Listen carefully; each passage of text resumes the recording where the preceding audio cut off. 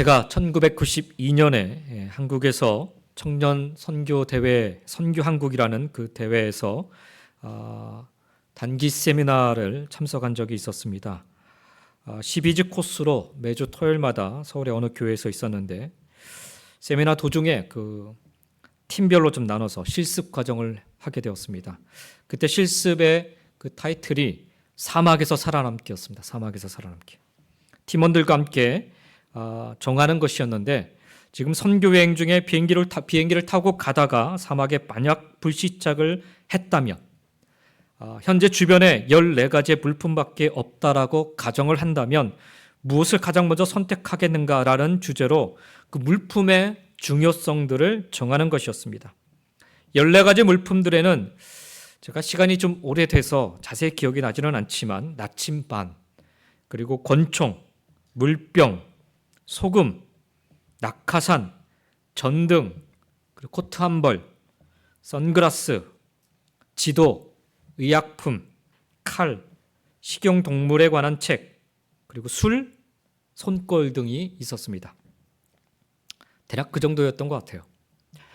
여러분은 무엇을 선택하시겠습니까? 저는 그때 그 당시에 막 그 목소리를 막 내면서 선택한 게 나침반이었습니다. 물병을 선택한 사람도 있습니다. 물론 권총을 선택하신 분도 있고요. 어떤 분은 선글라스를 선택하신 분도 계셨습니다.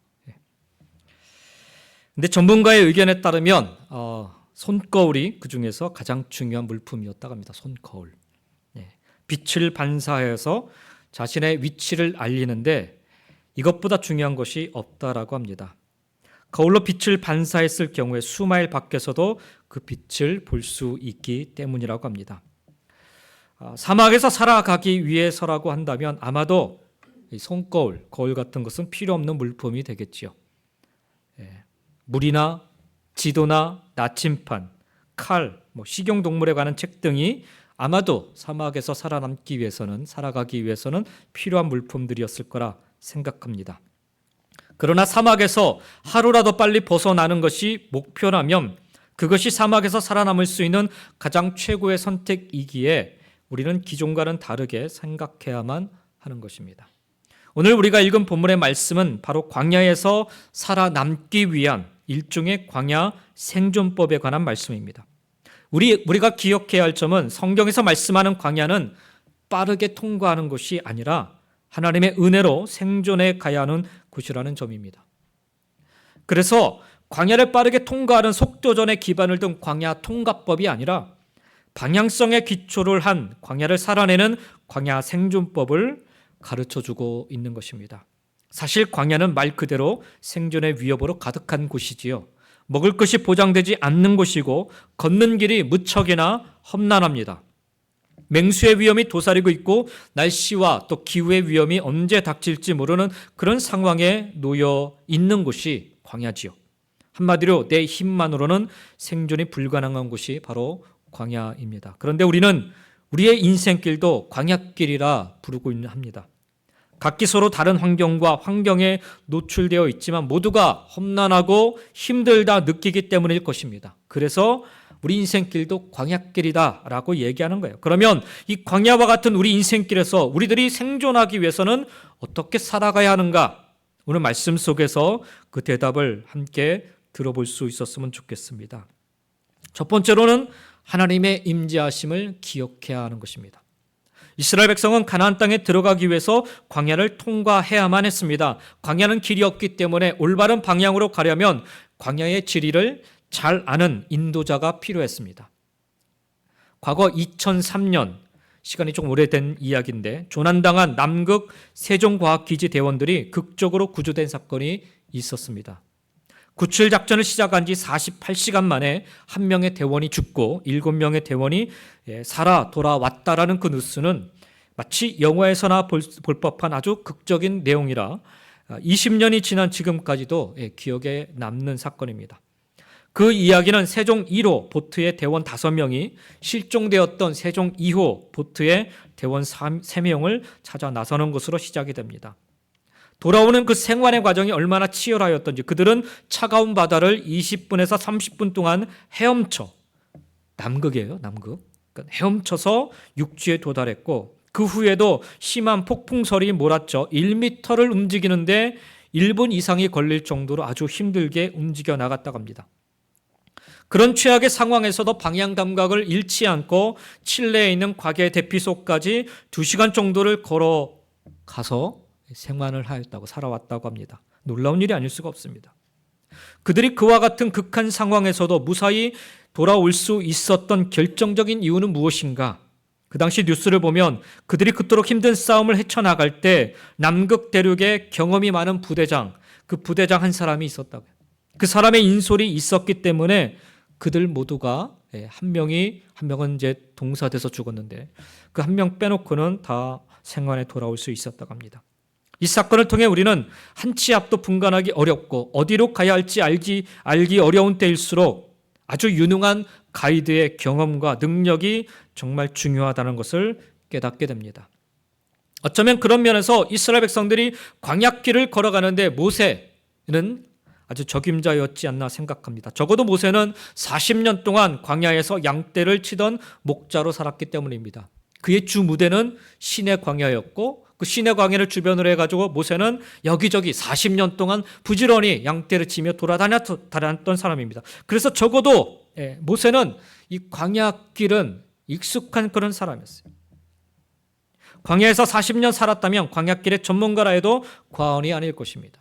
그래서 출애굽한 이스라엘 백성들이 일정 부분 모세를 믿고 광야로 나오지 않았을까 그렇게 생각해 보기도 합니다.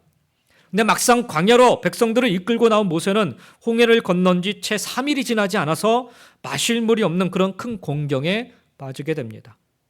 자기 혼자서 양떼를 이끌고 다닐 때야 조금 물 있는 곳, 적은 물로도 충분히 갈증을 해결하면서 광야에서 지낼 수 있었겠지만 아무리 광야에서 40년 잔뼈가 굵은 모세라 할지라도 200만 명이나 되는 그 이 큰 무리들의 이 무리의 그 백성들의 갈증을 해결하기에는 불가능했던 것입니다. 이것이 바로 인간의 한계입니다. 인간이 그렇게 아무것도 할 수 없을 때 모세는 그리고 이스라엘은 하나님의 개입하심으로 그 쓴물이 단물로 바뀌는 그 기적을 체험하게 되고 그 단물로 인하여서 실컷 갈증을 해결할 수 있었던 것입니다. 여기 시내 광야에까지 오기까지 3개월 동안만 해도 이런 일은 부지기수로 많이 일어났습니다. 그때마다 그 경험 많은 모세가 보여주었던 한결같은 모습은 자기 자신은 아무것도 할 수 없다라는 것뿐이었습니다. 경험이 많고 지리에 밝다는 것도 200만 명이 생존해야 하는 그 인간의 그 극한 상황에서는 아무 소용이 없었던 것입니다. 그래서 모세는 더 이상 앞으로 나아가지 않고 이 시내 광야에서 한참을 머뭅니다. 1년 이상을 머뭅니다. 그리고는 시내 산으로 올라가 40일 동안 두문불출하더니 율법을 받고 내려옵니다. 그리고는 하나님의 율법을 백성들에게 가르칩니다. 그 내용이 출애굽기서와 레위기서 내용입니다. 그리고 율법대로 하나님이 거하실 성막을 만들게 합니다. 그것이 민수기 시작 바로 직전에 일어났던 일들입니다. 그렇게 시내 광야에서 모세는 백성들로 하여금 1년여 시간을 율법과 성막을 짓는데 시간을 보냅니다. 왜 당장에 광야를 지나 약속의 땅 가나안으로 나아가지 않았던 것인가? 나아가지 않은 것이 아니라 나아갈 수 없었던 것입니다. 왜냐하면 이 광야길은 모세의 힘으로는 도저히 인도할 수 없는 그런 극한의 길이었기 때문입니다. 출애굽 시대라 해도 사막이나 광야를 횡단하는 인간의 지혜가 왜 없었겠습니까? 태양의 위치나 별의 모습을 통해서 동서남북을 판단하고 더운 때는 밤에 이동을 하고 추운 때는 낮 시간을 활용하는 등 논리적이고 효율적인 방편이 그 당시에도 있었습니다. 그 당시에 그래서 많은 상인들이 이 사막길을 건너서 갔던 일들도 있었던 거죠. 그럼에도 불구하고 그들은 이 광야길에서 하나님을 의지하여 따라 사는 법을 배워야만 했습니다. 하나님의 손에 의하여서 하나님의 능력으로 말미암아 출발하게 된 여정이었기 때문입니다. 그래서 그들은 이 여정에서 무엇보다 하나님의 명령에 순종하는 법을 배워야만 했고 그 명령에 따라 나아가고 멈춰서는 법을 배워야 했습니다. 이것은 우리도 마찬가지입니다. 구원받기 이전이야 우리 마음대로 살아갈 수 있습니다. 그러나 예수를 나의 구주로 믿고 나의 주님으로 고백하는 구원받은 이상, 예수님의 의에 예수님의 능력으로 말미암아 구원의 여정을 출발하게 된 이상, 이제 우리도 주님의 말씀 그 명령에 순종하는 법을 배워야 합니다. 그래야 이 구원의 여정을 완주할 수 있는 것입니다. 그러면 하나님은 어떤 방법으로 이스라엘 백성을 광야에서 인도하셨는가? 오늘 우리가 읽은 본문 15절 말씀에 보면 성막을 세운 날에 구름이 성막을 덮었다라고 말씀하고 있습니다. 이 구름은 하나님이 이스라엘 백성 가운데 임재하시고 함께 거하신다라는 눈에 보이는 가시적인 표현이었습니다. 낮에는 구름 기둥이 광야에 내려 쪼이는 강렬한 태양빛을 막아주었고, 밤에는 그 구름 가운데 불 모양 같은 것이 나타나서 추운 광야의 밤을 따뜻하게 해 주었습니다. 이처럼 구름은 이스라엘 백성을 인도하는 역할을 하였습니다. 구름이 성막 위에 머무를 때면 이스라엘 백성들은 진을 치고 기다렸고, 한 달이든 1년이든 구름이 떠오르지 않으면 행진하지 않고 머물렀습니다. 이러한 모습은 하나님의 임재 안에 있으면 안전하게 보호받는다라는 사실을 단적으로 보여주고 있습니다. 그렇습니다. 성막 위의 구름 기둥, 그 불기둥은 바로 하나님의 임재의 상징이었습니다. 그래서 이스라엘 백성들은 비록 광야길이어도 안심하고 평안히 걸어갈 수 있었던 것입니다. 성도는 하나님과 함께할 때만 참 평안을 누릴 수 있습니다. 하나님의 임재를 체험하는 성도는 그 어떤 상황에도 절망하지 않습니다. 비록 우리에게는 눈에 보이는 임재의 구름은 존재하지 않을지 몰라도 우리 안에 계시는 성령님, 우리와 영원히 함께 하시겠다고 약속하신 예수 그리스도 안에서 우리는 항상 하나님의 임재를 느끼고 놀라운 은혜 가운데 살아갈 수 있는 줄 믿습니다. 이것이 하나님 우리에게 주신 구원의 은총인 것입니다. 에녹이 평생 하나님과 동행하였던 것처럼 우리도 날마다 하나님과 동행하며 하나님의 임재를 체험하며 살아가야 하는 것입니다. 하나님은 당신의 백성 가운데 거하시기를 기뻐하시는 분이십니다. 성막 위에 구름으로 임재하신 하나님은 이제 성령의 내주하심으로 우리 안에 날마다 임재하고 계십니다. 구름 기둥과 불 기둥을 바라보며 하나님이 우리와 함께 하신다라는, 오늘의 이 광야길에 우리 위에 임재하여 계신다라는 이 사실이야말로 광야 생존법에서 기억해야 할 가장 중요한 사실인 것입니다. 이스라엘 백성들이 광야길에서 하나님의 임재를 경험할 수 있었던 또 하나의 방법은 여호와의 명령을 듣는 것이었습니다. 18절부터 우리가 읽은 23절 말씀 중에 반복되어 나오는 표현 중에 하나가 여호와의 명령을 따라, 여호와의 명령에 순종하여 라는 그런 표현입니다. 표면적으로는 이스라엘 백성이 구름기둥, 불기둥을 따라 움직인 것 같지만 실제로는 하나님의 명령을 따라 움직인 것입니다. 이스라엘에게 중요한 것은 구름의 움직임이 아니라 구름의 움직임을 따라 움직여 나아가라고, 움직이지 말고 멈춰서라고 명령하신 하나님의 말씀입니다. 그들이 진을 치거나 움직이는 모든 그 바탕에는 바로 하나님의 말씀이 있었습니다. 그들은 하나님의 말씀이 없이는 단 한 걸음도 움직이거나 멈출 수 없었습니다. 모세가 이스라엘 백성을 이끌고 있기는 하였지만 실제적인 광야의 사령관은 하나님이셨습니다. 구름이 머무는 날이 길건 짧건 그것은 아무 상관도 없었습니다. 이스라엘 백성에게 하나님의 말씀은 때로는 이해할 수 없었더라도 따라가야 할 삶의 기준이었습니다. 하나님의 말씀이야말로 하나님의 임재의 가장 강력한 증거였던 것입니다. 하나님의 사람들에게 가장 답답한 일은 기다리는 것이 아닙니다. 하나님의 말씀이 들려지지 않는 것입니다. 이스라엘의 광야에서 40년이라는 긴 세월을 견딜 수 있었던 까닭은 하나님이 그들 가운데 계시면서 끊임없이 계속해서 말씀하여 주셨기 때문입니다.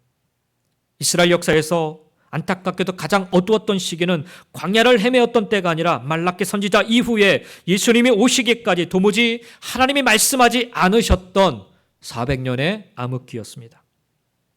하나님의 사람에게 하나님의 말씀이 들려지고 있기만 한다면 그곳이 광야라 할지라도 바로 그 땅 가운데 소망이 있는 것입니다.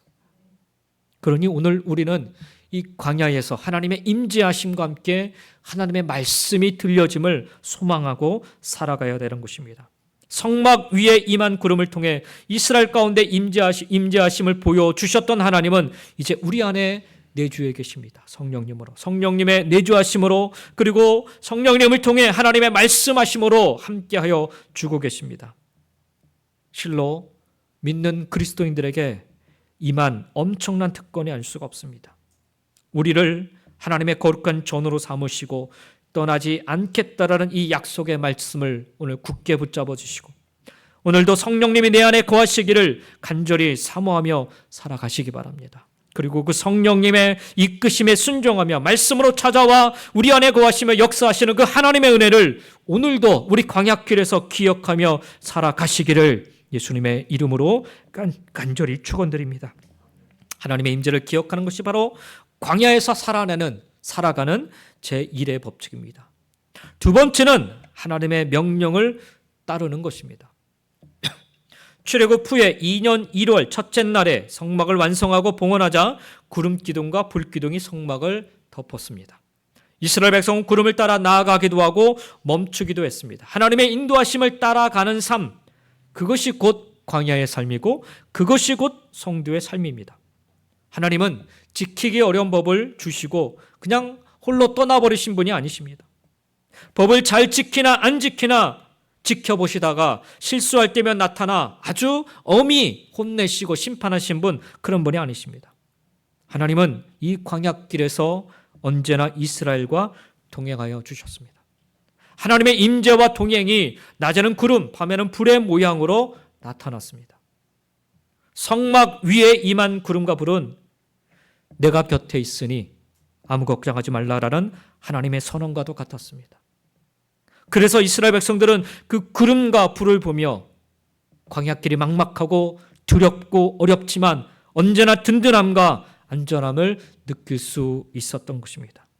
그 구름은, 그리고 불은 또한 이방 민족들에게는 이 백성들은 내가 지키는 나의 백성이니 함부로 대적하지 말라라는 경고와도 같았습니다. 그리고 이스라엘 백성을 위한 실제적인 배려이기도 했습니다.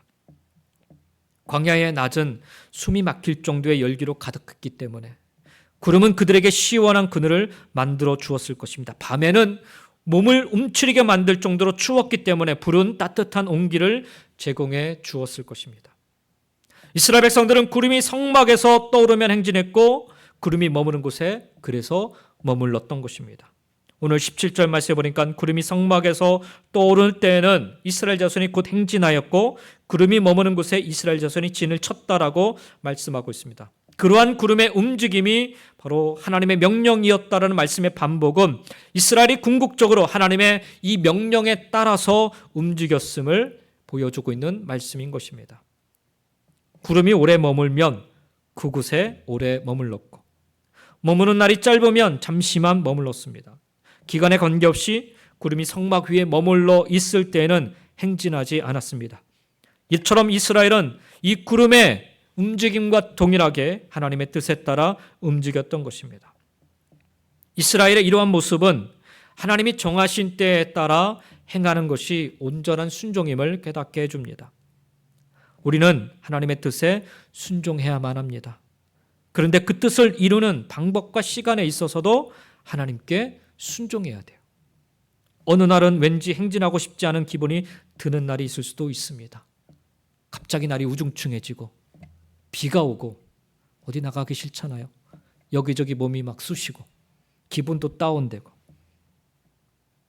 그러나 구름이 떠오르면 그러한 상황에서도 행진해야 합니다. 어느 날은 왠지 빨리 일어나 행진하고 싶은 날이 있습니다. 좋아서가 아니라 그냥 여기가 싫어서 그냥 빨리 움직이고 싶은 마음이 있어요. 근데 구름이 떠오르지 않으면 싫어도 그곳에 기다리고 있어야 돼요. 하루, 이틀, 때로는 한 주, 그리고 한 달 정도는 어쩌면 기다릴 수 있을지 모르겠어요. 근데 1년이라는 기간까지 오늘 말씀해 보니까 명시되어 있습니다. 특별히 해야 할 일이 있는 것도 아니고 전진할 수 없는 그런 특별한 상황인 것도 아닌데 단지 구름이 떠오르지 않고 머물러 있다라는 이유 하나만으로 1년을 가만히 앉아 기다린다라는 것이 결코 쉬운 일은 아닙니다. 그러므로 이스라엘의 이 광야 여정은 그야말로 하나님의 뜻에 철저히 순종하는 그런 훈련의 과정이었습니다. 그리고 이 훈련의 과정에는 여호와의 명령이 있었습니다. 오늘 우리가 읽은 본문 23절의 말씀을 보시면 곧 그들이 여호와의 명령을 따라 진을 치며 여호와의 명령을 따라 행진하고 또 모세를 통하여 이르신 여호와의 명령을 따라 여호와의 직임을 지켰더라 말씀합니다. 이 한 구절 안에 여호와의 명령을 따라라는 말씀이 무려 3번이나 반복되고 있습니다. 명령을 내리고 계시는 하나님, 그 명령을 백성들에게 전달하고 있는 모세, 그리고 전달받은 그 명령에 순종하고 있는 백성. 여러분, 이 모습이 가장 이상적인 하나님의 공동체의 모습인 것입니다. 그것이 이 모습이 성도들이 걸어가야 할 믿음의 여정인 것입니다. 하나님은 이 광야길에서 이스라엘 백성들에게 기다리는 훈련, 하나님의 뜻에 전적으로 순종하는 훈련을 끊임없이 시키셨어요. 그래야 그들이 가나안 땅에 들어가서도 하나님 백성의 정체성을 지켜내고 승리할 수 있기 때문입니다. 그래서 아주 지루해 보이는 이 훈련을 계속해서 시키셨던 것입니다. 여호와의 명령을 의지하고 그 명령을 따라가는 여정, 그것이 바로 우리 성도의 인생의 여정이며 또한 광야에서 살아내는, 생존하는 그런 방법인 것입니다. 오늘 여러분의 삶 속에 하나님의 어떤 명령이 내려지고 있는지요? 그 어떤 명령이랄지라도 순종하며 따라가시는 축복의 삶을 살아가시기를 예수님의 이름으로 간절히 축원드립니다. 마지막 3번째, 광야에서 살아내기 위한 광야 생존 법칙 하나는 하나님을 신뢰하는 것입니다. 하나님은 당신의 백성을 인도하시는 분이십니다. 하나님은 언제나 이스라엘 백성들 앞서서 행하셨습니다.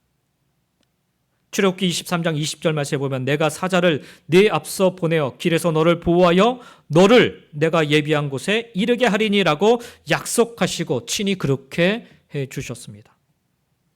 여러분, 광야에는 길이 없어요. 오직 하나님만이 그들의 안내자가 되십니다. 하나님을 전적으로 의지하면 광야에서도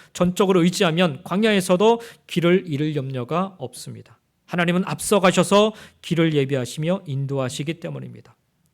한 번도 걸어가 보지 않은 이 광야길을 걸어가면서 이스라엘 백성들은 어떤 상황에서도 하나님을 신뢰해야만 했습니다.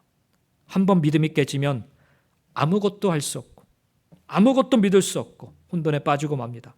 그래서 그들이 이 광야에서 계속해서 배워야만 했던 것은 하나님을 향한 신뢰입니다. 이 신뢰를 그들은 계속해서 배워야만 했습니다. 하나님은 때로는 이틀, 때로는 한 달 동안 구름이 성막 위에 머물게 하셨어요. 때로는 하루 만에 짐을 싸야 할 때도 있었습니다. 그런가 하면 아까도 말씀드렸지만 1년 이상 한 곳에 머물기도 했습니다. 구름 기둥이 움직이는 대로 행군하면 되는데 그게 뭐 어렵겠나라고 생각할 수 있겠지만 정작 우리가 살아가는 삶에서 가장 많은 실패와 좌절을 경험하는 지점이 바로 이 부분이에요. 우리는 구름 기둥의 불규칙한 움직임의 주기를 따라 행군하기를 어려워합니다. 이게 규칙적으로 움직이면 따라가기가 그나마 쉬워요. 예측이 가능하기 때문에. 근데 불규칙하기 때문에 어려운 거예요.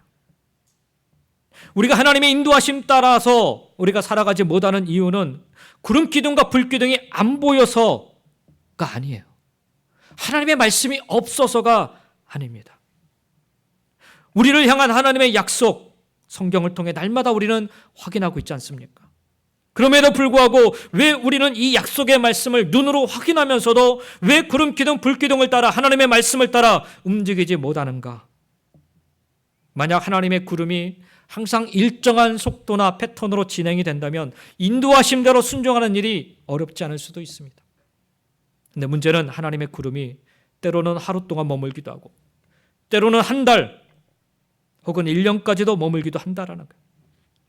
아까도 말씀드렸지만 하루를 기다리는 거야 그럭저럭 하겠는데 한 달 꼼짝없이 기다리는 거 어렵습니다. 더더군다나 그 황량한 광야에서 1년을 아무것도 하지 않고 그냥 마냥 기다리라 하신다면 무슨 생각이 드시겠는지, 이 광야에서 우리를 죽게 하시려나 보다라는 생각에 두려움이나 염려에 휩싸이고 말 것입니다. 제가 교회를 개척하면서 뭐 성도가 늘어나는 것도 아니고 1년을 새벽에 가서 엎드려 기도해도 한 사람도 변하지 않고 나오지도 않고 뭐 만나는 사람도 없고, 이게 일주일, 한 달 이렇게 가는 경우는 견딜 만한데 1년 이상을 갈 때, 이거 내가 잘하는 게 맞나? 개척하는 게 맞나? 이런 생각이 들어서 좌절하게 됐다는 거예요. 광야길도 마찬가지. 하나님은 그런데 이스라엘 백성들을 하루나 한 달 혹은 1년을 머물게 하시다가 그들을 이끌어 광야길로 가게 하셨어요. 이유는 한 가지입니다. 바로 하나님을 신뢰하게 하기 위해서. 하나님을 전적으로 신뢰하고 그들로 하여금 순종케 하기 위함이었던 것입니다. 여러분, 이 광야길 만드신 분이 누구십니까? 하나님이시죠. 길을 만드신 분이 하나님이실진데 이 광야길을 가장 잘 알고 계신 분 하나님이시지 않겠습니까? 광야는 수시로 지형이 바뀐다고 하죠. 아침에는 분명 앞에 골짜기와 같은 길이 나 있는데 오후로 돌풍이 불면 어느새 커다란 모래산이 눈앞에 솟아오르는 것이 광야입니다. 분명 어제는 오아시스처럼 물이 있었던 곳이었는데 하루도 되지 않아 어느새 메마른 땅이 되어버리는 곳이 광야입니다. 그 광야 하나님이 만드셨고 오늘의 바람의 방향과 모래산의 높이를 정하시는 분 역시 하나님이십니다. 그래서 광야를 가장 잘 아시는 분이 바로 하나님이신 것입니다. 그래서 하나님이 인도하심 따라 살아가야 되는 거예요. 그분이 인도하심을 믿고 신뢰하고 기다리면 기다려야 되고 가라면 가야 되는 것입니다. 섣불리 움직여 갔다가는 그냥 죽고 마는 거예요. 그렇기 때문에 이 광야 인도자가 되시는 하나님을 전적인 순종과 신뢰함으로 살아가야 능히 살아낼 수 있고 능히 건널 수 있는 것입니다. 그러니 여러분, 이 광야의 삶에서 염려보다는 하나님을 의지하는 법을 우리는 계속해서 배워가야 되는 것입니다. 우리 손에 놓여있는 지도보다는 하나님을 향한 신뢰가 더 필요한 거예요. 아무리 방향을 정해주는 나침반보다 하나님이 정하여 주시는 그 길로 나아가는 순종함이 필요한 것입니다. 내가 결코 너희를 버리지 아니하고 너희를 떠나지 아니하리라 친히 말씀하신 하나님이 우리의 길이고 우리의 양식이며 우리의 생명인 줄 믿습니다. 오늘 내가 걷는 이 광야길에서 바른 길로 인도하시는 주님이심을, 하나님이심을 신뢰하고 순종할 수 있기를 원합니다. 사랑하는 성도 여러분, 광야에서는요, 풍성한 삶이 목표가 아니라 오직 하나, 살아남는 것이 목표라는 사실을 우리는 기억해야 됩니다. 광야와 같은 인생길을 지나면서 성공이라는 환영을 쫓는 일이 얼마나 어리석은 일인지 우리 모두 기억해야 하는 것입니다. 따라서 광야를 지날 때 우리가 구해야 될 것은 축복이 아니라 하나님의 은혜예요, 은혜. 이 광야길에서 그동안 생수를 구해야 하는데 황금을 구하고 있지는 않았는지, 이 광야길에서 일용할 양식을 주시는 은혜에 감사하지 못하고 그저 나의 곳간을 채워달라고 안달복달한 것은 아닌지 우리 스스로 돌아볼 수 있어야 됩니다. 무엇보다 광야의 길은, 광야의 인생은 빠르게 성공의 사다리를 오르거나 높은 산 정상을 정복하는 싸움이 아니라 광야길을 무사히 통과하는 것이 그 목표라는 사실 깨달음으로 지금 나를 이끌고 있는 내 인생의 목표는 과연 무엇인지를 우리가 좀 다시 한번 돌아볼 수 있었으면 좋겠습니다. 오늘 우리는 광야를 살아내기 위한 광야 생존법에 대해서 좀 살펴보았습니다. 그것은 하나님의 임재를 기억하는 것이며 하나님의 명령에 따라 순종하는 것이고 하나님을 온전히 신뢰하고 순종하며 하나님의 인도하심을 따라가는 것입니다. 구름이 성막 위에 떠오르면 행진하고 멈추면 멈추어 서는 것입니다. 영어로는 뭐라고 해요? Go, stop. 우리 명절에 많이 하던 거 있잖아요. 나는 그게 어디서 나왔나 했더니 어떤 목사님이 그러더라고요. 성경적인 거야 그러시더라고요. 그건 잘 모르겠고요. 어쨌든 이 성경 말씀 속에 Go, stop. 하나님의 명령에 따라 구름이 성막 위에 떠오르면 행진하고 머물면 멈춰서는 것. 하나님은 오해하지 않도록 아주 심플하게 말씀하세요. 단순하게 말씀하세요. 복잡하고 혼동되게 하지 않으십니다. 누구나 보고 이해할 수 있도록 보여주십니다. 하나님의 인도하심을 따라가기 위해서는 그래서 내 생각의 주인이 내가 돼서는 안 되는 거예요. 하나님의 주권 앞에 납작 엎드리셔야 됩니다. 이틀이든 한 달이든 1년이든 가라 하면 가고 머물러 하면 머물러야 합니다. 시선을 하나님께 끊임없이 고정하고 끊임없이 하나님의 말씀하신 대로 우리는 행동해 나가야 되는 것입니다. 이스라엘 백성들이 광야에서 시선이 성막 위에 구름 기둥과 불 기둥에 고정되어 있었듯이 우리의 시선 역시 우리 인생의 광야길에서 해바라기, 세상 바라기가 아닌 주님 바라기, 주 바라기가 되어야 하는 것입니다. 내 삶의 방향, 한 걸음을 내딛는 보폭, 얼마나 빠르게 걸어야 할지에 대한 속도, 모든 것을 내가 결정하는 것이 아닙니다. 하나님이 결정하시고 인도해 주셔야 합니다. 때로 기다려야 할 때 그래서 조심해야 됩니다. 빠르게 인도할 때에는 그렇기 때문에 조금 힘들어도 부지런히 우리의 발걸음을 옮기며 따라가야 됩니다. 어쩌면 가장 힘든 순간은 시간은 자꾸 흘러가는데 무작정 기다려야 할 때일지도 모릅니다. 구름이 언제 떠오를지 모르는 상황 속에서 무작정 기다리는 것, 조급한 사람들에게는 참으로 답답한 일이 아닐 수가 없습니다. 모세가 하나님 명령을 따라 시내산으로 들어갔을 때 백성은 모세가 오래도록 산에서 내려오지 않자 무슨 일이 일어났어요? 시험에 들고 맙니다. 그래서 그들은 아론을 다그쳐서 금송아지로 빚은 우상을 만들어 버립니다. 이처럼 아무것도 하지 않고 몇 날 며칠을 인내하며 지내는 것이 정말 어려운 일이에요. 시간이 지나다 보면 정말 잘하고 있는 것일까 마음에 여러 가지 의심이 생기기도 합니다. 그때가 사실 가장 위험한 순간입니다. 사탄이 넘어뜨리기 아주 좋은 상황인 거예요. 이때 필요한 것이 바로 믿음이고 이때 필요한 것이 바로 하나님을 향한 신뢰의 마음인 것입니다. 어떻게 갔는가? 하나님의 사람 다윗도 사울의 위협이 지속되니까 시편에 보면 그런 탄식의 기도를 드려요. 하나님이 자신을 외면하고 버리시지 않았나? 그런 탄식의 기도를 드립니다. 그러나 그 탄식에서 다윗은 끝나지 않고요. 이 기다림의 시간에 문제를 해결해 보려고 성급히 나서지도 않습니다. 그 기다림이 오래되면 오래될수록 무슨 일을 하냐면 하나님 앞에 더욱 잠잠히 엎드려 기도합니다. 이게 다윗이 그 어려운 광야길을 이겼던 길이었어요. 방법이었습니다. 하나님이 움직이실 때까지 잠잠히 하나님과 교제하는 자리에 그는 머물면서 계속해서 기도합니다. 하나님은 그 시간을 통해 다윗이 하나님 당신만을 온전히 신뢰하고 그리하여 하나님 당신의 주권에 온전히 순종하는 자로 그래서 비적하셨습니다. 사실 구름이 움직이지도 않으므로 무작정 기다려야 하는데 어떻게 하나님을 신뢰할 수 있을까? 반대로 생각해 보면요. 구름이 움직이지 않고 그대로 머물러 있다라는 것, 적어도 하나님은 이스라엘 백성 곁을 단 한 번도 떠나지 않으셨다라는 증거 아닙니까?